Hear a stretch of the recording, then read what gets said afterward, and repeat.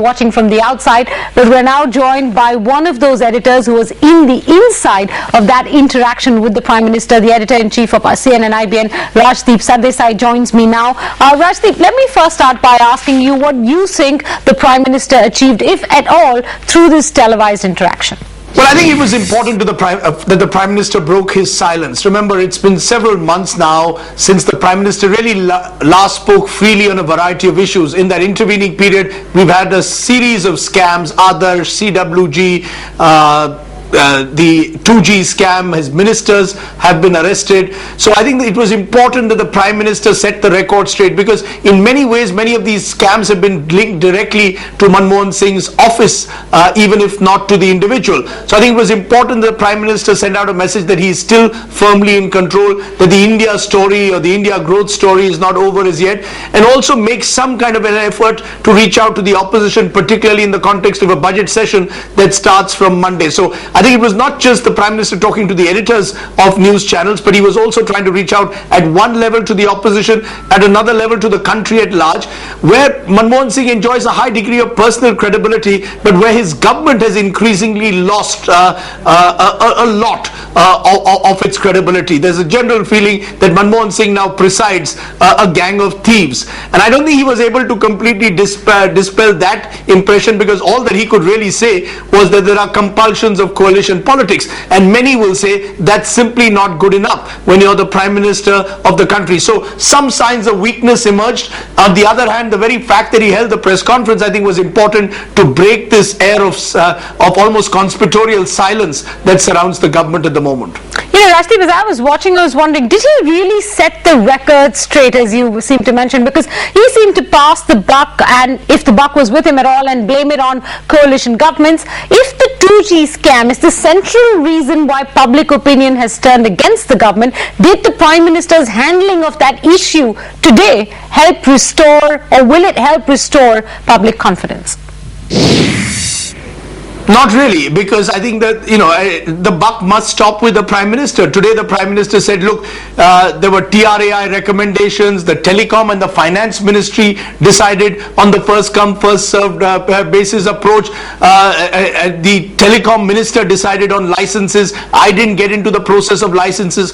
At the end of the day, he is the head of the cabinet. He cannot simply completely distance himself from the actions of A. Raja. It's not enough for him to say that in November 2007 I sent a letter to Mr. A. Raja, which is really the basis of his defense. To that extent, you're absolutely right. I think Manmohan Singh still has much answering to do as to what happened to the government's procedures for a couple of years. Importantly, why did you make Mr. A. Raja the Telecom Minister again in May 2009? It's not enough for you to say, look, the head of my coalition partner, the DMK, wanted Mr. A. Raja. That again reveals signs of weaknesses. So in a sense, the weaknesses of this coalition were exposed. The BJP calls it escapism, but the Prime Minister is saying, look, I am honest, but even if my government isn't. I don't think all this will really gel, but importantly, I think it was still vital for the Prime Minister to speak out, because at least to some extent it's important to restore some faith in Dr. Manmohan Singh himself and his ability to at least address some of these issues sooner, if not later, because he does say that the government is dead serious, to use his words, in acting against the wrongdoers. Now we have to see whether the important functionaries in the Commonwealth Games will also be put behind bars, whether the 2G scam will extend beyond Mr. A. Raja to involve many corporates. I think Manmohan Singh will be tested now in the next few months. The words are good, the action will be tested. But I'm glad you made the distinction between what this interaction achieved for brand Manmohan Singh and what it didn't achieve for brand UPA, for sure, because the way he dropped that BJP blackmail hint, then he dramatically stopped from saying anymore. In fact, even in response to your question on whether he had considered quitting, he said he was quick and very firm to say that he had never thought of giving up, and then he showed signs of good humor as well in responding to another question. He said in Hindi, I'm not as big a culprit as you make me out to be. So interesting, very different body language, and maybe even never seen before kind of aggression, or mild aggression at least, from the Prime Minister today. Menka, I think the Prime Minister has been hurt personally by some of the nature of the attacks against him. I think the one issue that he carries, one issue that he lays a great store by is his personal credibility, his sense of honesty. He's not a mass leader. He's not a natural politician. He's not charismatic. All that he really has is this sense of integrity and his belief that he is someone you can trust. I think that trust has been eroded. The integrity factor has been affected over the last few months. So I think the Prime Minister was keen to set the record straight there. There have been rumors, wild speculation that he actually was thinking at some stage of quitting because he was so frustrated by working in the coalition. He set the record straight. I think he's a political survivor. We sometimes underestimate Manmohan Singh, the politician. He is a political survivor, and I think that came across, that he is not someone who's going to give up that easily. And there is a Tina factor, also a certain indispensability that he knows and acknowledges, and I think that's the reason why he believes he will stay the course and last 5 years despite the scams of the last few months. And by linking it in a sense to the India growth story, and by saying enough of this negativism, focus on the positives, he's trying to somewhere virtually reach out to the media and saying, look guys, give me a break. All right, last quick question, Rajdeep, 20-second answer. Politically, what does this mean for the UPA? We're about to go into the budget session, and the JPC decision seems to mean that it may be back to business in Parliament. Oh, absolutely. I think we'll get back to business in Parliament. There will be an attempt made by the opposition and the government to work together. And I think immediately after the budget session, we have elections in 4 important states.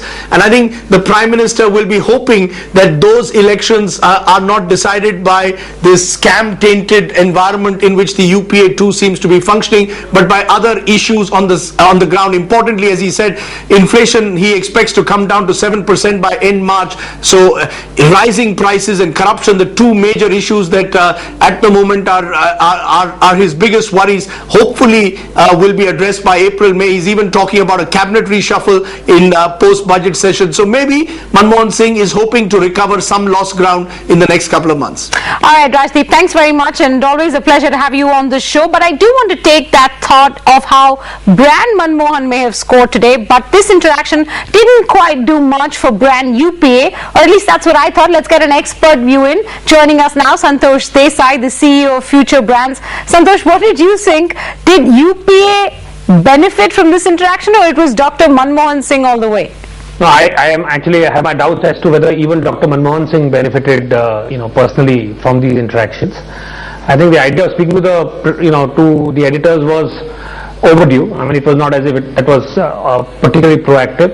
And I don't think he had particularly too much to say. If anything, I think the growing feeling that Dr. Singh, for all his personal integrity, there is not much more to say about him than the fact that he is personally incorruptible. And I think also the definition of integrity, increasingly people are asking if integrity is only about honesty in a very narrow sense. Does it also not encompass the fact that if you are charged with the job of acting as the Prime Minister of a country, then shouldn't a man of integrity believe that it is his job to do that with all the honesty that he can muster? And I think increasingly, therefore, the whole question of integrity is becoming a kind of a double-edged sword for Dr. Singh. Earnest and well-meaning as he undoubtedly is, I think the sense that he actually does not run anything and cannot answer for anything, I think seems to be the communication that seems to emerge.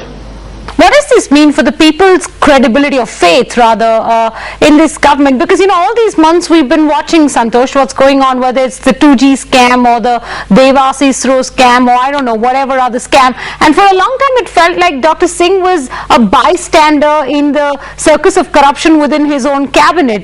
Today, if the attempt was to try and show that he's actually in charge and he is, running this government, and if you think that failed, then what faith will the public have, or can the public have, in this government? What are you sensing from the people you interact with?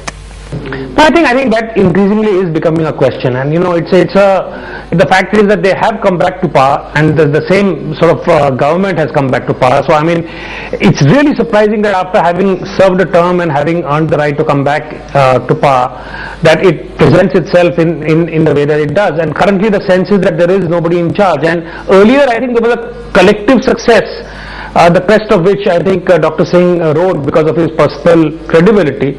Now that there seems to be a collective, stasis of some kind, I think because he does not himself seem to either command visible amount of respect among his colleagues, nor is he the kind of a gung-ho, roll up your sleeves and be seen to be doing things kind of a person.